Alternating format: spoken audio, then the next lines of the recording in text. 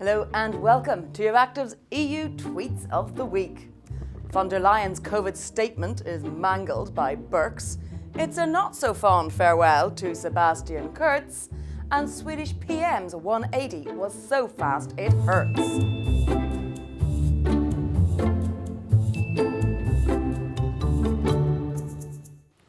This episode is supported by Savoury Snacks Europe. More about them later on. Just when you thought it was safe to go back in the water and start planning Christmas, Omicron.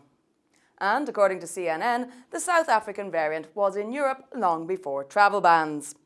Omicron is the name of a medical research company in the video game Soma, which is, checks notes, a horror survival game, wailed Burly Monster. Indeed, a lot of people were dismayed by the name. Why has the new COVID variant been named after Elon Musk's baby? Asked Altiero Spaghetti. Sassily suggests scrapping Greek alphabet COVID naming ritual. Obscure EU political figures should be used instead. I've caught the Michel variant. Sounds much better, joked Le Choux.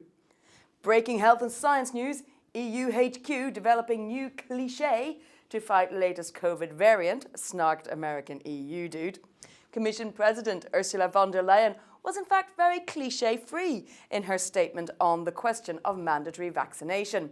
But that didn't stop several news wires totally mangling her very nuanced statement, said Oliver Grimm. There's a big difference between called for and must consider, pointed out Gareth Harding, and Valentina Popp clarified that von der Leyen had called for a discussion on mandatory vaccination. Yesterday's big news was that Austrian ex-Chancellor Sebastian Kurz announced he would withdraw from politics, as Denise Hruby reported. At 35, he was the country's youngest leader, but his tenure was plagued by scandals. Those statements Sebastian Kurz made last summer about how the pandemic was over really didn't age well. Maybe that's why he's leaving politics, mused Emma Midgley. Imagine claiming in 2016 or 2017 that Angela Merkel's political career would outlast that of Sebastian Kurz, remarked Jeremy Cliff. He's 35, that's one long retirement, added James Harrison. Beate Beller called it a good day for democracy in Austria. I just wonder if Martini Seltzemeyer is polishing his CV.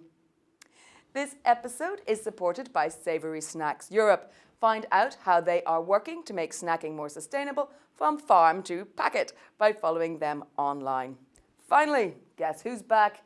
Yep, Magdalena Andersson has once again been elected Prime Minister of Sweden, with a margin of just 2 votes in her favour. Giuseppe Constanzo reckons it's pretty cool to put on your CV that you served as Prime Minister twice. It's not usually within the same month, though. Mamma mia, here we go again, another quipped. She has unresigned, declared Walker Stewart. I wish I had her self-confidence, said DG Meme. Don't we all? And that's it for another week. Join me again next Friday for more snarks and larks in the Brussels bubble Twitter sphere.